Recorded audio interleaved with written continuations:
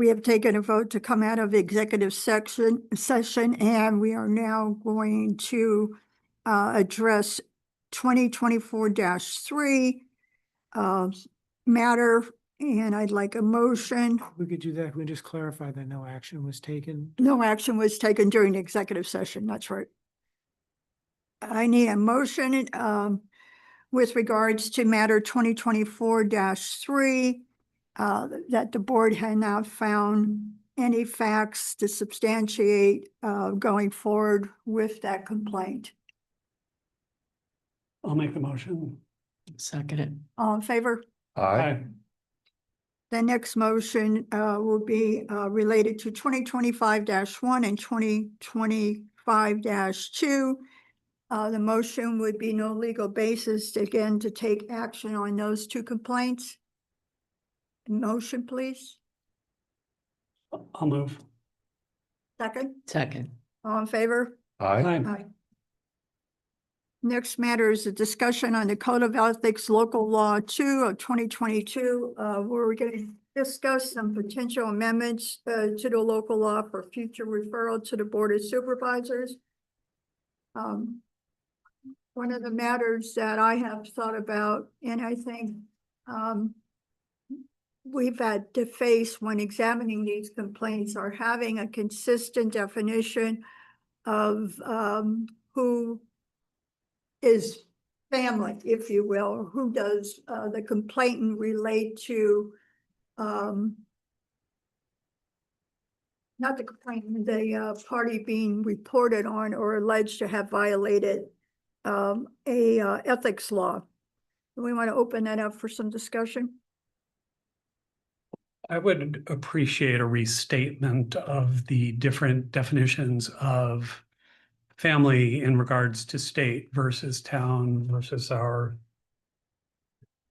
particular bylaws, if that's possible. In regards to the municipality definition versus the Yeah. Code of Ethics definition. Well, the state definition was narrower, correct? Or There's two definitions under Article 18 of the municipal law. The definition that would apply for a conflict of interest is found in General Municipal Law, Section 800, subsection 3, which gives the definition of the word interest.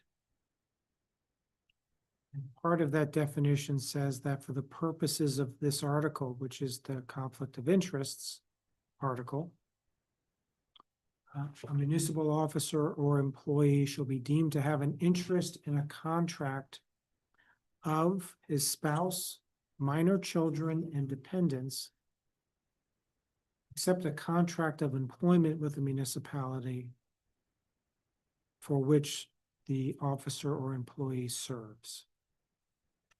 That definition matches the definition that's in the Code of Ethics for Warren County. But Article 18 also provides a broader definition for the term family for areas that are covered under Article 18 other than conflicts of interest, if that makes sense. And it's under the section 810, which is called additional definitions. I am just kind of doing this on the fly to get that second definition up.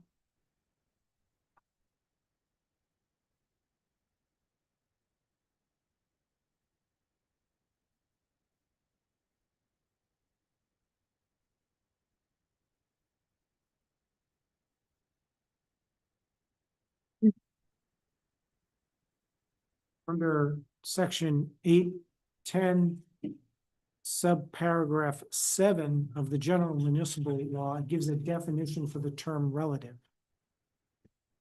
And a relative is a broader definition than the definition for the term interest for an interest in contract. And that's an individual's spouse, child, stepchild, step-parent, or any person who is a direct descendant of the grandparents of the reporting individual or of the reporting individual's spouse. So it basically would cover from the employee's grandparents down. Yeah. And from the employee's spouse's grandparents down, which is a much, much broader definition. But that, quote, additional definition, because that's the name of the statute, which is section 810, doesn't apply to interests in contracts, which has a different definition of when there's an interest in a contract. And it's a much smaller definition. The definition that's in the Warren County Code of Ethics appears to match or mirror the definition that's under the interest in contract definition and analysis. I tried to look up some legislative intent, which I did not find. And I don't want to assume what they were thinking when they drafted these laws. But when you think about an interest in a contract, I could see that being more narrow because, you know, if you're awarded a contract, your whole family, like your grandparents, you're going up and down the familiar line, are taking a little piece of it. But yet, you know, we see those kinds of complaints at times, like a brother-in-law.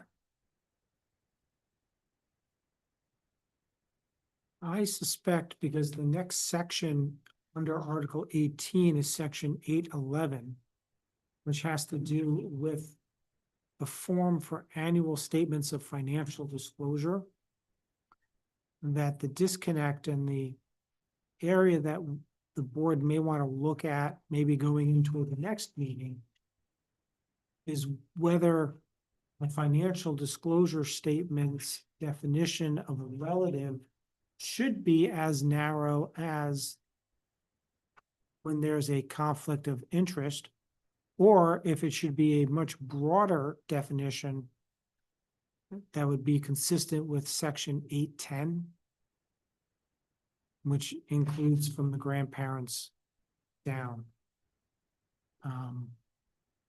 As part of the annual statement of financial disclosure does involve disclosing relationships or connections with relatives. And the definition for relative under the state statute is in fact much broader than what's in our code for those purposes. So I don't know, and I can also try to look at some legislative intent prior to the next meeting. And some information that the comptroller's office has put out through the years to help determine if the current definition that's being used when reporting information under the financial disclosure statements should include a larger scope of relatives than it currently does, meaning from grandparents down for disclosure purposes. Whereas for purposes of actually having a conflict of interest, it's a much narrower focus of relationships.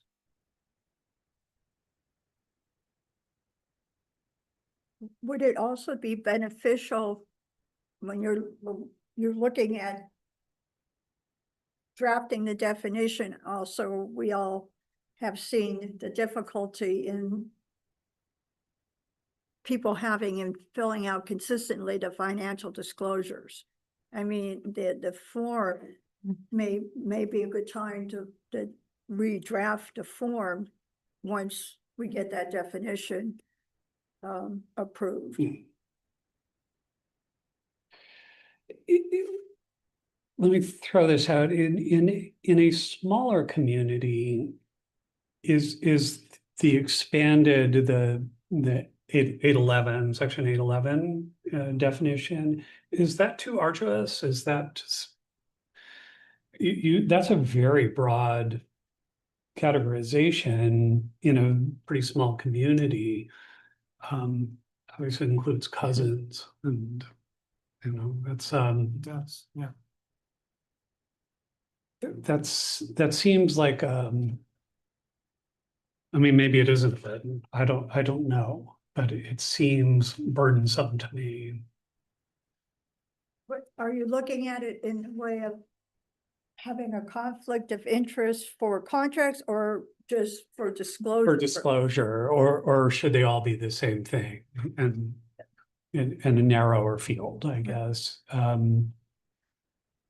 Again, I assume there are other resources that we can try to find in other communities. If that's a common way of addressing disclosure, I'm a little less likely to disagree with it, but in terms of completing the form,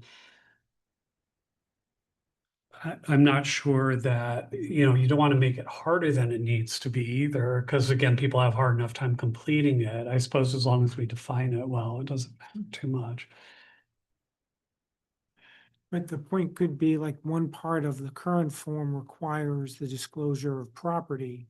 And if the definition of relative is from grandparents down on the employee and the employee spouse, that could, when you hit a large family, that could be a rather large disclosure. I guess maybe the first step would be the mandatory versus permissive.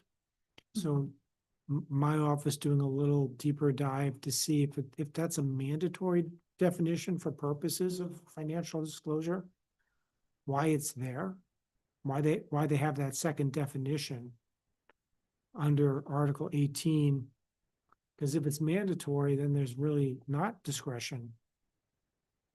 And if it's not mandatory, well, then the conversation of what, if it's permissive, what would be the best recommendation for Warren County, which could be different from Saratoga County or Westchester County or Suffolk County, just to name two big ones.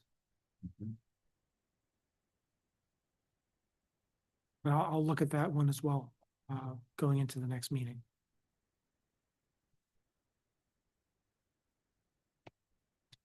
Does anyone else have potential amendments they'd like to see to the local law or referral to the Board of Supervisors?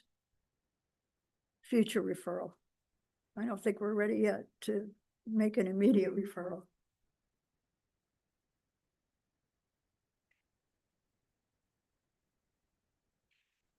Just a sort of point of order, if we look at and reevaluate the disclosure form, that would be a recommendation to the board, right?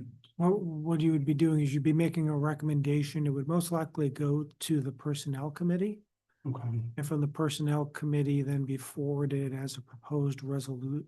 Well, it would be a local law, which takes at least 2 meetings to move through because there has to be a public hearing on it. I would think if this board were to complete that review and make recommendations by August, maybe the end of August, that gives the county committee system time to move it through, to schedule a local law, to have a public hearing, and then for the board to decide what action, if any, they want to take on those recommendations. But I defer to the clerk of the board on whether at that timetable sounds right. Sounds right to me. Can you guys send out a blank copy of the disclosure form, just so we have it in our person? We can definitely do that.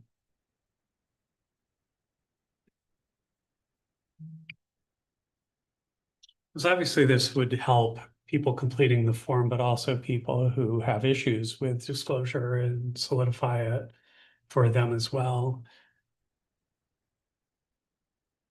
And what I'll also do is in the statute, in section 812 of the general municipal law, there's a form or recommended financial disclosure. It's not mandatory that that's the form that's used, which is why the county, I assume, has something different. I don't know what the county used prior to the prior form. I wasn't here and I've never looked back at the prior form. But I'll send out this suggestion or recommendation to everyone so that they also have it as a copy when they start looking through our current disclosure document.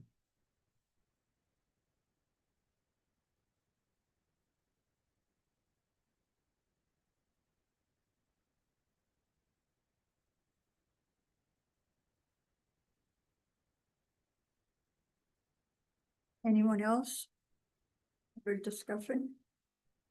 Some possible revisions? Okay, we'll move on to request for a second public comment and privilege of the floor. Hearing none. They will be to be determined, is that correct? Or we're not ready to set a date today? My office can coordinate that with other members. Thank you. May I have a motion to adjourn? I'll make that motion. Second, Second. all in favor? Aye. Thank you.